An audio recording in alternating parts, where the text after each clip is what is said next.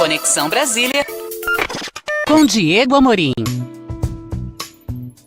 Diego Amorim, que para o Conexão Brasília de hoje está com um entrevistado ao vivo para nos ajudar a entender essa história de aumentar ainda mais o número de deputados federais aqui em Brasília, como se o número que temos hoje não fosse suficiente. Acho que é pouca coisa, 513 pouco, deputados, viu, Ariane? Aí. Com perdão da ironia aqui. Já está com a gente ao vivo Márcio Coimbra, cientista político, presidente do Instituto Monitor da Democracia, gentilmente atendeu o nosso convite. Bom dia, Márcio, bem-vindo ao jornalismo da Nova Brasil. Bom dia, Diego e Ariane. É uma satisfação imensa estar conversando com vocês na manhã de hoje na Nova Brasil. Bom dia, Márcio. Márcio, explica pra gente essa história. Nós temos atualmente 513 deputados federais. Talvez alguém na nossa audiência não saiba que esse número não é igual ao número de deputados por unidade da federação.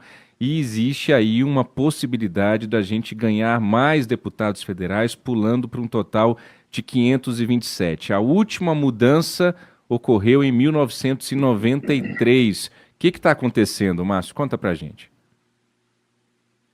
Pois é, Diego, o que está acontecendo é uma tentativa do presidente da Câmara dos Deputados, Hugo Mota, de fazer uma atualização desse número de deputados em função do censo, ou seja, nós temos um aumento do número da população, então nós também teríamos um aumento do número de cadeiras de parlamentares, né?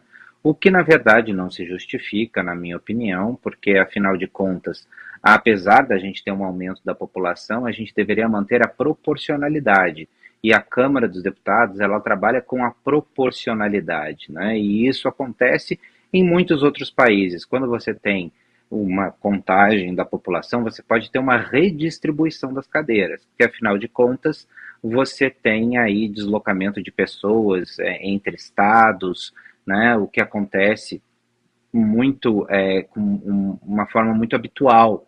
Nos Estados Unidos, inclusive, que tem um sistema aonde cada um dos estados ele tem um número de votos no colégio eleitoral de acordo com a sua população, o número total de votos ele não muda, né? O que muda é a proporcionalidade. Então, às vezes, por exemplo, a Califórnia perde um congressista e o Colorado ganha, porque você teve um afluxo muito de californianos para aquela região, Arizona, Novo México e Colorado, e aí a Califórnia perde votos, os outros estados ganham votos.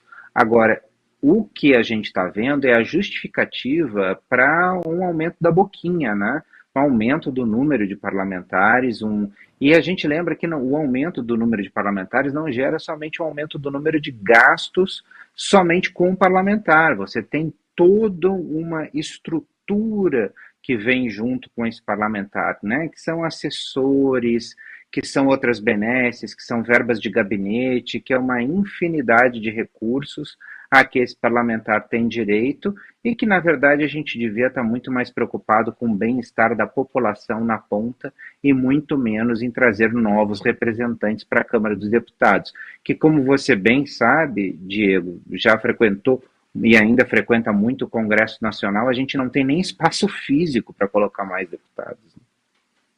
É isso aí, Márcio. Vale sempre dizer isso ao nosso ouvinte. Se os 513 deputados atuais forem hoje ao Congresso para participar de uma sessão no plenário da Câmara, não há cadeira para os 513 deputados. O que há por trás desse movimento aí que está sendo capitaneado pelo presidente da Câmara, Hugo Mota, do Republicanos da Paraíba, é uma disputa entre essas unidades da federação, e o que se diz nos bastidores é o seguinte, Márcio, olha, me ajuda aqui, deputado, vamos avançar com isso, porque hoje vai aumentar o número de deputados do meu estado, amanhã pode ser o seu, e aí vai ficar mais fácil de você se reeleger, né? Mas tem todo o efeito cascata, viu, Ariane Bittencourt? Sim. Como o Márcio Coimbra está bem nos alertando aqui, não é só um deputado a mais, é um deputado a mais com um apartamento funcional a mais, com um gabinete a mais, com uma cota parlamentar a mais, isso em meio a toda uma discussão de corte de gastos, Ariane.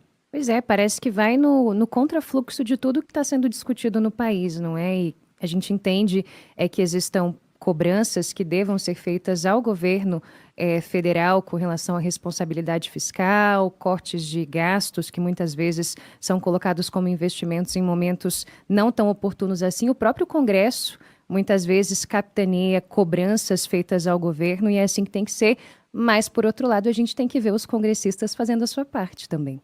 É isso aí. Márcio, tem uma decisão a ser tomada? Como é que isso vai se dar na prática? É o projeto de lei? O Supremo Tribunal Federal também está com uma ação nesse sentido? Como que isso vai se concretizar? Se for o caso, a gente torce para que não. Olha, certamente isso tem que passar pela Câmara dos Deputados, o que vai ser muito fácil, né? Uhum. E depois pelo Senado Federal, que também vai ser muito fácil, né? Afinal de contas, quando você cria benesses para os parlamentares, isso geralmente é algo muito fácil de ser aprovado nas casas, né? Agora, o Supremo Tribunal Federal, ele pode se colocar diante dessa situação, porque afinal de contas a gente tem um efeito cascata, como você falou muito bem, Diego, na esfera federal, mas você também tem um efeito cascata que assim certamente vai ver nos estados. Por exemplo, se a gente tem um aumento do número de deputados do estado de Minas Gerais, por exemplo, que é o meu estado. Então, em Minas Gerais você vai ter um aumento do número de deputados, e aí certamente o estado também vai pedir um número de aumento de deputados da Assembleia Legislativa. E os municípios vão pedir aumento do número de vereadores. Ou seja, vai ser um efeito cascata que vai criar uma cascata de despesas imensas para vários estados da federação. E eu acho que é aí que o Supremo Tribunal Federal ele pode se colocar, não somente pelo aumento do número de deputados, mas quando ele colocar que você pode ter um aumento de despesas que vai também comprometer estados e também vai comprometer municípios. E isso também a gente sabe, né? Vai ser justificativa para você aumentar o número de juízes, número de vagas em tribunais, ou seja, é um negócio que não tem fim. A gente precisa prestar muita atenção que quando começa algo em Brasília, isso deságua até os municípios e isso é aumento de imposto para o cidadão. É aumento de tudo que ele paga, que ele já não consegue pagar hoje, para custear uma máquina pública. E também, Diego, acho que vale muito a pena a gente frisar uma outra coisa. A gente tem já um teto e uma base na Constituição. Nenhum estado pode ter menos de 8 deputados e nenhum estado pode ter mais do que 70. Se a gente tira isso, o estado de São Paulo, proporcionalmente, iria para cerca de 140 deputados, dobraria o número de deputados de tamanho.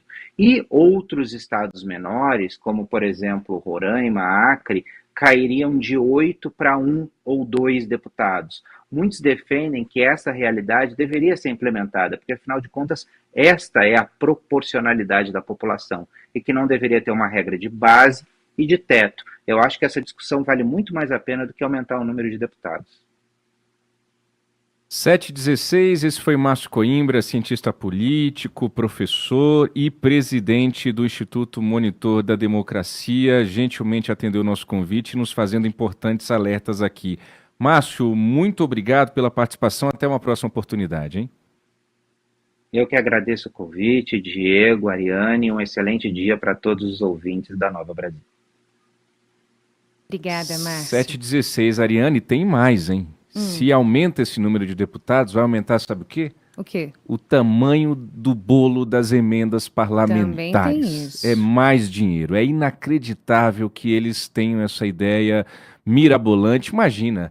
Ah, mas tem muita gente, está crescendo o número da população. Imagina quantos deputados teriam que ter na Índia, na China. E é uma angústia ouvir vocês falando sobre isso, porque a gente se vê de mãos atadas, né? Do tipo, e aí, o que a gente pode fazer para frear isso? Vai passar com facilidade na Câmara, passa com facilidade no Senado, e a gente, não é? É muito angustiante. Acabou o carnaval, viu, ouvinte? A dura realidade brasileira está aí. 7h17.